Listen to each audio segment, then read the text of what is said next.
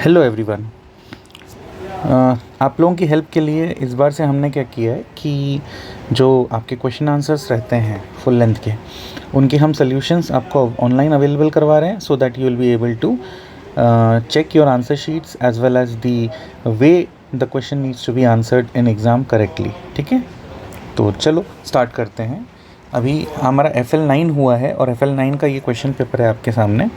इस question paper के अंदर आपके पास total number of questions as you can see 11 questions थे आपके पास, और इन क्वेश्चंस का जो वेटेज था total it was of 20 marks. यहाँ मैंने सिर्फ फिज़िक्स का पार्ट लिया है, इसलिए यहाँ पर आपको ये 60 नज़र आ रहा है। This is has to be 20 for physics, है ना? That is understood I guess. Now let's have a discussion on how the questions needs to be solved. Start करते हैं पहले क्वेश्चन के साथ। पहला क्वेश्चन क्या बोल रहा है? A body moves in a straight line with constant speed of 20 metre per second for 5 seconds. यहाँ पर इंपॉर्टेंट डेटा को मैं अंडरलाइन करते जा रहा हूँ।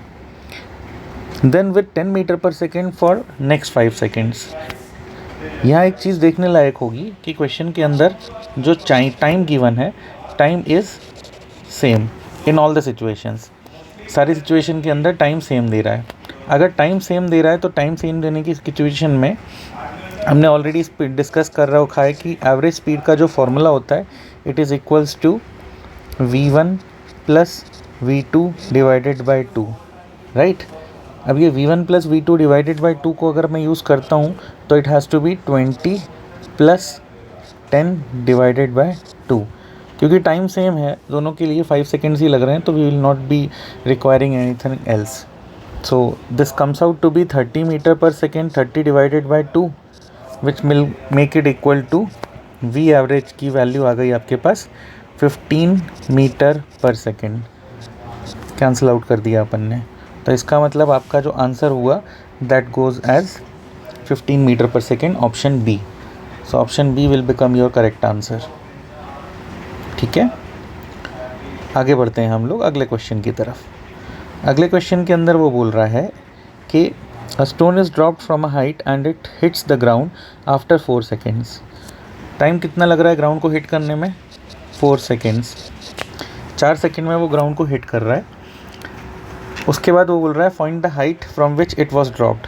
आपको h निकालना है। g की वैल्यू ऑलरेडी गिवन है, this is 10 metre per second square. अब डेटा के हिसाब से अगर चलें तो एक स्टोन को छत से अगर गिरा रहे हैं तो उसकी इनिशियल वेलोसिटी तो ज़ीरो होगी ही होगी। अगर मैं इसको बेसिस मानते हुए अपनी सेकंड इक्वेशन यूज़ करता हूँ तो सेकंड इक्वेशन ऑफ मोशन क्या कहती है? s is equals to ut plus half at square, जिसमें मैं अगर अप्लाई कर दूँ इक्वेशन को तो s जो कि h हो जाएगा मेरे लिए, तो मैं यहाँ इसको h कर देता हूँ, विल बी इक्वल टू, ये टर्म तो ज़ीरो हो गया इनिशियल वेलोसिटी का, तो हाफ इंटू 10 इंटू टाइम कितना है 4, तो 4 का स्क्वायर। यहाँ सब कैंसिलेशंस के बाद मैं अगर डायरेक्ट आंसर मेंशन कर दूँ तो 4 4 ज़ा 16, 16 by 2 is 8, 8 into 10 is 80 metre. इसका मतलब आपका करेक्ट आंसर हुआ C option, which makes it 80 metre per second.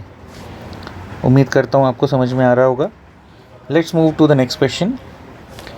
The velocity time graph of a particle moving with uniform acceleration. ध्यान रहे कि क्वेश्चन में मेंशन किया हुआ है कि एक्सेलरेशन उसका यूनिफॉर्म है। हर वो बॉडी जिसका मोशन यूनिफॉर्म है उसका वीटी ग्राफ अगर अपन को बनाने के लिए बोला जाए तो वीटी ग्राफ जो बनेगा it will always be a straight line. इस तरह से एक स्ट्रेट लाइन बनेगी जो कि ये दर्शाती है, इंडिकेट करती है कि यहाँ पर ऑब्जेक्ट के पास जो मोशन है वो यूनिफॉर्म है उसका।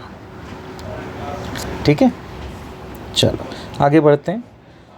अब असर्शन रीजनिंग की बारी आ गई। अच्छा एक मिनट, उससे पहले इसका आंसर क्या है क्वेश्चन में? A straight line parallel to the time axis, या फिर एक कर्व, या straight line incline to the time axis. तो option is C, straight line incline to the time axis. अब असर्शन रीजनिंग करते हैं अपन लोग। क्वेश्चन में बोल रहा है, fourth question, the displacement of a particle may be zero even if the distance travelled is not zero. Displacement particle का ज़ीरो हो सकता है, डिस्टेंस ज़ीरो ना हो तो भी। बिल्कुल सही है। डिस्प्लेसमेंट तो ज़ीरो भी हो सकता है, नेगेटिव भी हो सकता है, पॉजिटिव भी होता है। तो ये तो नेगेटिव, पॉजिटिव, ज़ीरो तीनों हो सकता है। लेकिन जब डिस्टेंस की बात करते हैं तो डिस्टेंस तो हमेशा पॉजिटिव होता है। इसका मतलब ये वाला असर्शन पार्ट तो सही है। फिर रीज़न बोल रहा है displacement is the shortest distance between initial and final position, ये भी बिल्कुल सही है।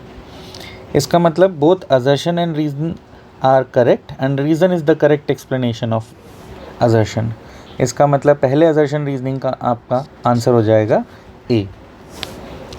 सेकेंड में वो बोल रहा है फिफ्थ क्वेश्चन में, the acceleration due to gravity is same for all the objects near the surface irrespective of their mass. 5, फिर वो बोल रहा है acceleration due to gravity depends only on the mass of the following object. देखो, acceleration due to gravity का दूर दूर तक रिलेशन नहीं होता मास से, मास से कोई लेना देना नहीं है। अगर एक पंख भी नीचे गिर रहा है तो उसके ऊपर भी जी 9.8 ही लगेगा, और एक हाथी नीचे गिर रहा है तो उसके ऊपर भी जी 9.8 ही लगेगा। तो इसका मतलब इस सवाल के हिसाब से जो रीज़न है वो तो टोटल गलत हो गया, तो reason is wrong. And assertion लिखा है it is same for all the objects near the surface of earth, तो assertion is correct but reason is not the explanation of assertion. तो आपका आंसर हो जाएगा इसके लिए ऑप्शन बी।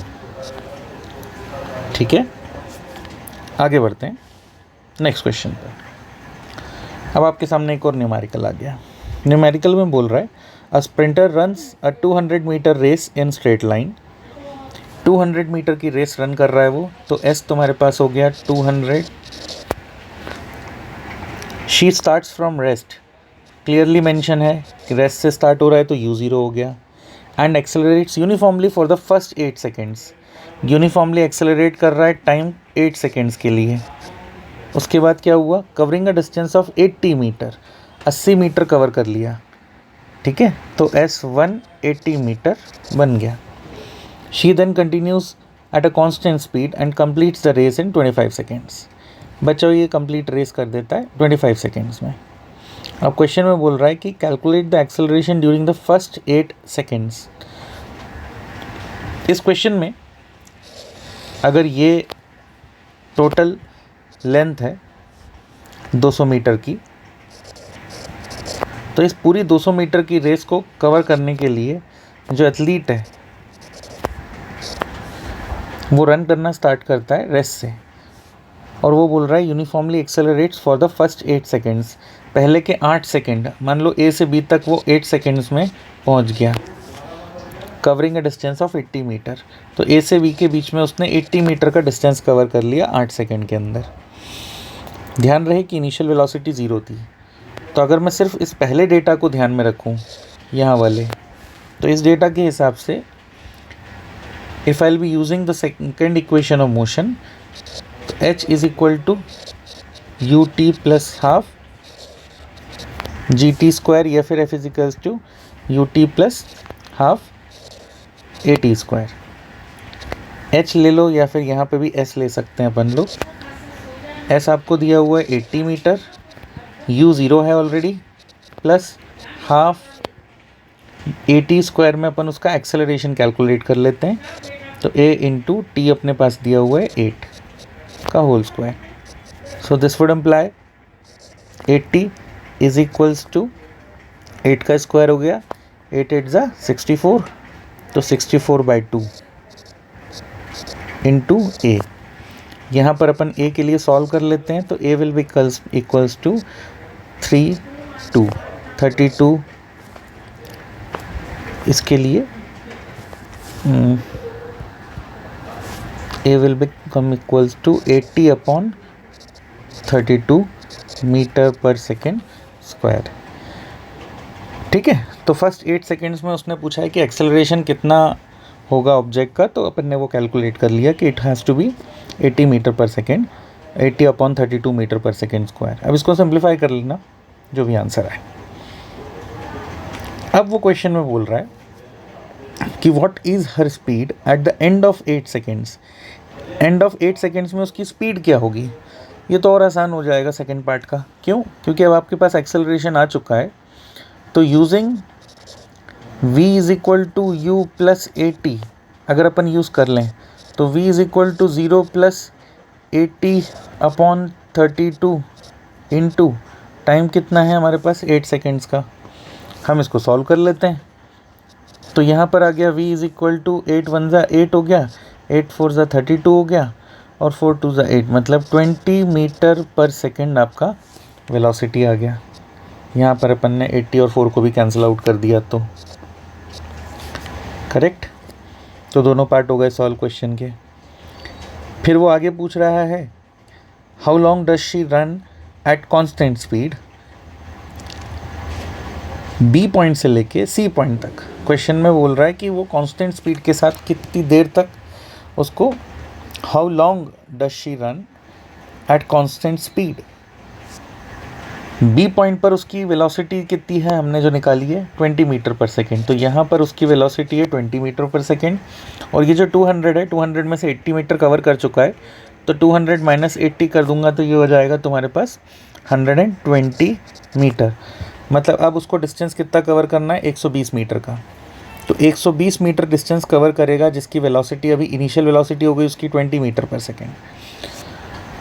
इसके लिए सॉल्व कर लेते हैं अपन लोग। अब यहाँ जगह नहीं है मेरे पास, इसलिए मैं इसको नीचे कर लेता हूँ, क्वेश्चन को नीचे कर लेता हूँ। आप लोग जब ये वीडियो देखें या आप लोग जब इसको देख रहे हों तो कोशिश करें कि आपके पास क्वेश्चन पेपर जो है वो खुला हुआ रहे। वैसे तो मैंने कोशिश यहाँ पर ये की है कि क्वेश्चन पेपर आपके सामने अवेलेबल रहे, लेकिन अब मेरे हिसाब से यहाँ पर थोड़ी सी जगह मेरे को कम लग रही है, तो मैं इसको डायरेक्टली नेक्स्ट पेज में ही कर रहा हूँ सॉल्व। ओके, थर्ड पार्ट जो है वो मैं यहाँ नेक्स्ट पेज में ही सॉल्व कर रहा हूँ। थर्ड पार्ट के अंदर मुझे बोला हुआ है how long does she run at constant speed. How long मतलब अब मुझे नया टाइम पीरियड निकालना है जिसकी इनिशियल वेलोसिटी मुझे मिलेगी 20 मीटर पर सेकेंड, u1 ले लो, चाहे आप इसको 8 सेकेंड के बाद के लिए निकालना है मुझे, करेक्ट। तो डिस्टेंस कितना कवर कर रहा है बचा हुआ वो 120 मीटर, ठीक है ना। तो s मालूम है मुझे, t निकालना है मुझे और u दिया हुआ है। तो उस कंटेक्स्ट में मैं कौन सी इक्वेशन यूज़ करूँगा, फर्स्ट सेकेंड थर्ड, कौन सी इक्वेशन यूज़ कर सकता हूँ मैं। अगर मैं एक्सेलरेशन देखूँ तो एक्सेलरेशन भी दिया हुआ है मुझे एक तरीके से। एक्सेलरेशन कितना दिया हुआ है, it is given as 80/32 metre per second square. तो अपन लोग directly third equation, second equation और फर्स्ट इक्वेशन इतने बारे में अगर सोचते रहेंगे तो हम कभी क्वेश्चन निकल पाएंगे, क्योंकि क्वेश्चन में सिर्फ ये पूछा है find how long she runs at constant speed. तो कांस्टेंट स्पीड पर रन करने के लिए हमें टोटल टाइम कितना दिया हुआ है, total time given is 25 seconds, जिसमें से 8 सेकेंड वो भाग रही थी। तो देयरफॉर इसका मतलब जिस कांस्टेंट स्पीड से वो भागी है वो हो जाएगी 25 सेकेंड माइनस 8 सेकेंड, जो कि बच गया आपका 17 सेकेंड्स। इसका मतलब 17 सेकेंड तक वो कांस्टेंट स्पीड से ही भागती रही, ठीक है। सिर्फ अपने से टाइम पीरियड पूछा है, इसलिए तो will not get into detail कि हमको क्या और करना चाहिए एंड ऑल दैट। और आखिरी पार्ट में उसने पूछा है calculate the value of the constant speed. तो ये कांस्टेंट स्पीड है कितनी, तो फोर्थ पार्ट में हमें वो कैलकुलेट करना है। फोर्थ पार्ट तो मेरे ख्याल से सबसे ज़्यादा आसान पार्ट था, क्योंकि जिस कांस्टेंट स्पीड के साथ वो भागी है, तो constant speed is equals to क्या होता है, distance divided by time. Distance कितना कवर किया उसने, 120 मीटर का कवर किया। उसको टाइम कितना लगा, ये अभी निकाला यहाँ पे अपन ने, 17 सेकेंड्स का लगा, तो इट विल बी 17 सेकेंड्स। मैंने इसको डिवाइड करके निकाल लिया था, तो मेरे पास आ रहा है 7.06 अप्रॉक्सीमेटली मीटर पर सेकेंड। ये जो लहराते हुए दो इक्वालिटी के साइन बनाए, इसको बोलते हैं अप्रॉक्सीमेटली इक्वल टू। तो ये आपका आंसर आ गया 7.06 मीटर पर सेकेंड। इसी तरीके से अब अपन लोग क्वेश्चन नंबर 7 देखते हैं। आपको जिस भी क्वेश्चन में कन्फ्यूजन हो आप वीडियो को पॉज करके बैक करके देख लीजिएगा। ये वीडियो बनाने का मकसद ही यही है कि आप लोगों को क्लैरिटी रहे और क्वेश्चन आंसर्स लिखने का तरीका आप लोगों को आना चाहिए अच्छे तरीके से। नेक्स्ट क्वेश्चन में बोल रहा है car starts from rest attains a speed of 36 kilometre per hour. 7th question में स्टार्टिंग फ्रॉम रेस्ट बोला है तो u 0 हो गया, स्पीड अटेन कर रहा है 36 किलोमीटर पर आवर की, मतलब v हो गया 36 किलोमीटर पर आवर। सबसे पहले अपन 36 को कन्वर्ट कर लेते हैं, तो 36 इंटू 5/18 मीटर पर सेकेंड, ये हो गया अपने पास 10 मीटर पर सेकेंड। और टाइम भी गिवन है क्वेश्चन के अंदर हमको, दैट इज़ 10 सेकेंड्स। तो find its acceleration in SI units, acceleration हमें निकालना है। तो इस एक्सेलरेशन को निकालने के लिए हमको u भी मालूम है, v भी मालूम है, और उसके साथ साथ t भी मालूम है, u v t, और हमको निकालना उसका एक्सेलरेशन है। मुझे लगता है ये काफ़ी स्ट्रेट क्वेश्चन था और आना चाहिए था सब लोगों को। हम यूज़ कर सकते हैं a = v - u/t, या फिर फर्स्ट इक्वेशन ऑफ मोशन जिसे आप बोलते हो v = u + at, दोनों का मतलब एक ही है। तो v की वैल्यू हो गई आपकी 10, u 0 था और टाइम आपको दिया है 10। This will make it equal to 1 metre per second square. इतना छोटा सा क्वेश्चन था देखो, और उसके लिए आपको पूरे 2 मार्क्स मिल जाते हैं। खैर कोई बात नहीं, आपको तरीका समझ में आना चाहिए, then only you can write down in your examination as well. अगले क्वेश्चन पर चलते हैं जो कि थ्योरेटिकल है, तो इसमें मैं थ्योरेटिकली जल्दी से रीड करके आगे बढ़ जाऊंगा। क्वेश्चन कह रहा है define uniform circular motion and give an example from daily life. इसके लिए अगर मैं पहले बात करता हूँ यूनिफॉर्म मोशन की, कि यूनिफॉर्म मोशन नाम की चीज़ होती क्या है। अगर आप लोगों को याद हो तो यूनिफॉर्म मोशन का मतलब होता है कि यूनिफॉर्म सर्कुलर मोशन स्पेशली उसने बोला है। तो यूनिफॉर्म सर्कुलर मोशन तब एग्जिस्ट करता है जब ऑब्जेक्ट की जो स्पीड है वो कांस्टेंट होनी चाहिए। अगर कांस्टेंट स्पीड के साथ अगर ऑब्जेक्ट सर्कुलर पाथ पर चलना चालू करे तो वो यूनिफॉर्म सर्कुलर मोशन एग्जीक्यूट करेगा। ध्यान रहे कि velocity keeps on changing, velocity change होती रहेगी उसकी, है ना। अब क्वेश्चन में दूसरा पार्ट क्या बोल रहा है, give an example from your daily life. अब एग्जाम्पल क्या क्या हो सकता है इसके अंदर, एग्जाम्पल्स बहुत सारे हो सकते हैं। जैसे घरेलू अपन घर के एग्जाम्पल्स में लें तो सीलिंग फ़ैन हो गया, ceiling fan is an example of how जो दिस सर्कुलर मोशन वर्क्स। इसके अलावा अगर हम लोग देखेंगे तो यूनिफॉर्म सर्कुलर मोशन का अपन लोग ले सकते हैं मैरी गो राउंड का, मैरी गो राउंड झूला जिसे अपन लोग जनरली बोलते हैं। तो इस तरीके से we can take any example for the explanation. Next question में वो बोल रहा है why is the motion of a train along a straight track considered as 1 dimensional motion. ये क्वेश्चन घुमा के नहीं पूछा गया, डायरेक्टली पूछा गया है, लेकिन क्वेश्चन पूछने का थोड़ा सा वे जो है इसमें डिफरेंट चल रहा है। Sir motion of a train along a straight track, सभी को मालूम है ट्रेन जो है पटरी पर चलती है, और पटरी पर चलने वाली जो है ट्रेन को हम लोगों को बोला गया है कि वो 1 डायमेंशनल मोशन क्यों होता है, वो 2D क्यों नहीं होता है। इसका बहुत बड़ा रीज़न है कि while explaining we use only one axis at a, एक बार में एक ही एक्सिस का इस्तेमाल करते हैं अपन लोग, और अगर एक ही एक्सिस का इस्तेमाल किसी जगह पे होता है तो हम उसको बोल देते हैं 1D मोशन। 2D मतलब 2 एक्सिस, 3D मतलब 3 एक्सिस। ओके, आगे बढ़ते हैं फिर अपन लोग। Next, derive the equation of motion v² = u² + 2as and state the physical significance of each variable as per context of rectilinear motion. यहाँ पर कोई मेथड डिफाइन नहीं किया था आपको कि इसी मेथड से डिराइव करना है या उसी मेथड से डिराइव करना है आपको, तो you could use any method to derive the equation.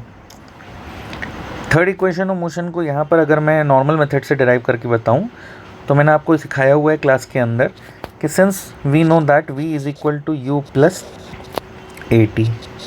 मैंने कहा हुआ है आपको कि यहाँ से आप T की वैल्यू निकाल लो, जो कि आएगी V minus u upon A, and put this value in second equation of motion. इस वैल्यू को आप सेकेंड इक्वेशन ऑफ मोशन में डाल दो, तो क्या नज़र आएगा आपको? आपको कुछ ऐसा दिखेगा, S is equal to u t मतलब हो गया V minus u upon A, plus half A t square मतलब V minus u upon A का होल स्क्वायर। इसको फर्दर सिंप्लीफाई कर लूँ अगर मैं, तो ये u v minus u square upon A होगा, प्लस इधर सिंप्लीफाई कर लूँ अगर मैं, तो ये हाफ A के साथ V square minus u v square plus u square minus 2uv upon A square. साफ नज़र आ रहा है यहाँ पर कि एक A से एक A कैंसिल हो जाएगा। जब एक A से एक A कैंसिल हो गया तो आपके पास फाइनल इक्वेशन में डायरेक्टली लिख देता हूँ, S is equals to LCM लेके सिंप्लीफाई करोगे आप तो आपको डायरेक्टली इक्वेशन मिल जाएगी क्या, V square minus u square upon 2A। LHS RHS simplify कर लो आप, इधर उधर टर्म्स के लेके चले जाओ तो आपको इससे इक्वेशन मिलेगी V square minus u square equal to 2AS। तो देखा आपने कितनी आसानी से एक इक्वेशन डिराइव हो गई 4-5 स्टेप्स में। क्वेश्चंस इजी रहते हैं, बस आपको थोड़ा सा ध्यान देना रहता है। Next question, the velocity time graph shows the motion of a cyclist, find its acceleration, its velocity and the distance covered. 3 चीज़ें निकालनी है। ये एक VT ग्राफ जो तुमको दिया हुआ है, इस VT ग्राफ के अंदर हमें अलग अलग डेटा को इस्तेमाल भी करना है। जो डेटा है वो पूरा इस्तेमाल करेंगे हम लोग यहाँ से। तो लेट्स सी, पहला पार्ट करते हैं अपन लोग। मुझे निकालना है इसका एक्सेलरेशन। हमें पता है कि एक्सेलरेशन VT ग्राफ के अंदर उसका स्लोप देता है। आप ध्यान से देखो, जो लाइन बनी हुई है वो लाइन कैसी है, स्ट्रेट लाइन है। स्ट्रेट लाइन का मतलब, सिंस लाइन इज स्ट्रेट, इसका मतलब वेलोसिटी कांस्टेंट होगी। देयरफॉर जब वेलोसिटी कांस्टेंट होती है तो एक्सेलरेशन 0 होता है। इसका मतलब A से B के बीच में, A से B का मतलब है ये कुछ पॉइंट्स अगर मैं मार्क कर लूँ यहाँ पर A B, ये A ये B, एक्सेलरेशन उसका 0 हो जाएगा। सेकेंड पार्ट में पूछा है उसकी वेलोसिटी निकालो। तो वेलोसिटी कितनी है, हमें ग्राफ में साफ नज़र आ रहा है कि वेलोसिटी उसकी, यहाँ पर देखो ध्यान से, कलर चेंज कर देता हूँ मैं। It is clearly visible here that the velocity is 20 metre per second. तो answer is 20 metre per second. C part में उसने पूछा है distance covered by the cyclist in 15 seconds. तो सी पार्ट में टाइम दिया हुआ है 15 सेकेंड्स हमें, ठीक है। वेलोसिटी हमारे पास है ही ऑलरेडी 20 मीटर पर सेकेंड, और निकालना क्या है हमें, डिस्टेंस कवर्ड निकालना है हमको, ठीक है। अब ये वेलोसिटी जो हमको गिवन है, ये इनिशियल वेलोसिटी अगर मैं मान लेता हूँ, क्योंकि 20 मीटर पर सेकेंड इनिशियल से स्टार्ट हो रही है, कांस्टेंट है वेलोसिटी, तो v लिखूँ या u लिखूँ कोई फ़र्क नहीं पड़ेगा। तो अगर इक्वेशन को देखा जाए तो इक्वेशन क्या कहती है, इक्वेशन कहती है v square minus u square is equal to 2AS। यहाँ से भी सॉल्व कर सकते हैं क्या, नहीं कर सकते। डिस्टेंस कांस्टेंट है, सॉरी यहाँ वेलोसिटी कांस्टेंट है, वेलोसिटी कांस्टेंट है तो मैं डिस्टेंस कैसे कैलकुलेट करूँ,